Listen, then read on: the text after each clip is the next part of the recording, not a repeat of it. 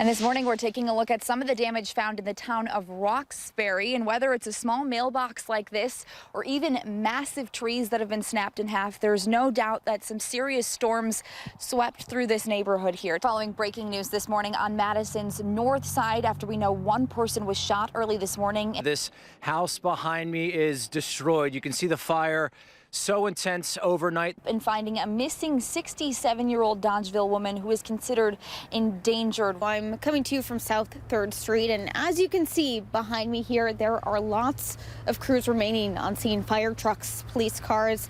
They continue to monitor the fire at this lumber and steel yard. Upon arrival, he could see that the center portion of the house was pretty much fully engulfed. If you are heading here to Luke Bryan tonight, you're not alone. This all kicks off tomorrow. You might remember something similar to it last year, but that was kind of the greater Janesville area. This is downtown specific. It's great to be getting older, and there's so many wonderful opportunities to aging. And we got an email earlier this year, and Dad said, "You want to do it?" And we said, "Heck yeah, we do." So We're doing a special prefix for dinner, so we have a 3-course meal with appetizer, entree, and dessert. After the bell rings at Madison West High School, it might get loud. The wood shop buzzes to life. And we're gonna start taking off just a little bit of wood and start getting it round. With students who are sharpening their skills instead of opting for a quiet study hall. This may not sound like a calming environment. It's kind of like meditative to just focus just on the piece, the tool, and the lathe, and like the process. But these high schoolers say the workshop is where they find their zen. I kind of find wood turning pretty therapeutic.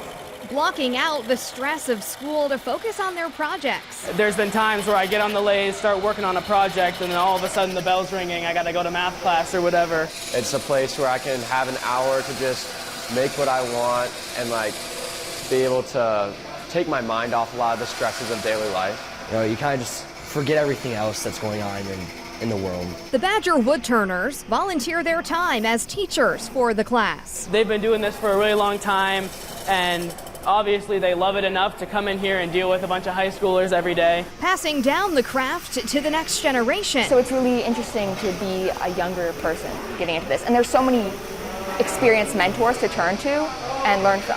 When most of their Gen Z peers are tuned to technology, these students are turning to traditional woodworking. Sticking to like some of this older stuff, the handcrafted things not made by machines, it's really special, you know? Like being able to make your own image and not just a factory produced item. Honing their technique to create woodworks of art. I love the artistic side of wood turning. Like just the design process and turning like my paper into an actual physical item. Thinking outside the box, inside the wood shop. But people often don't see the creative aspect of it, and I think that's what really, what wood turning really brings out is the creative aspect of woodworking.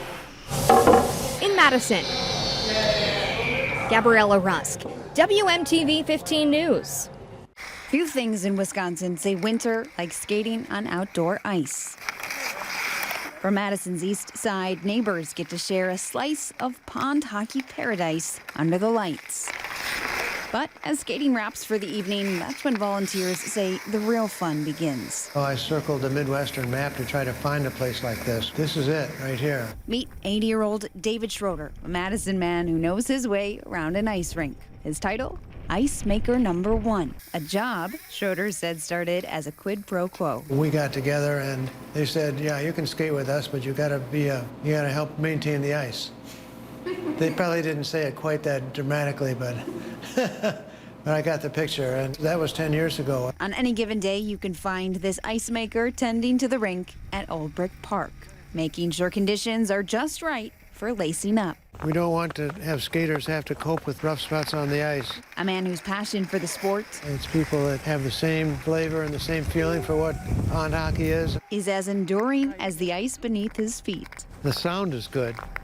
Ulbrich is one of a handful of outdoor rinks made possible by the Adopt Ice partnership through Madison Parks, a program run by dedicated volunteers who agree to build the ice, maintain it, and remove snow as needed. And then all of a sudden you have this magic rink that people can play on. An undertaking Madison Ice Captain Pat Blair holds with great pride. I learned to play on the pond, so this is sort of like my passion, really playing outside on the pond, and with the pond hockey group is, to me, it's like it's the real essence of hockey.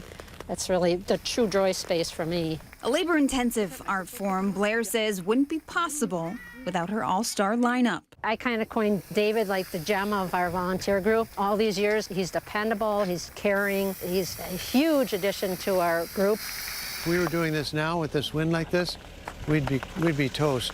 The rink you see now, Schwoerer helped to handcraft from 275 layers of ice. We've never done that many layers before, I don't think. A place where the colder the temps, the better the play. I'll say, yeah, and they'll go, oh, it's so cold. Like, that's when we play. You know? It's like 10 degrees, and they're like, oh, it's so cold. I'm like, yes, that's when we play. Otherwise, you don't have good ice.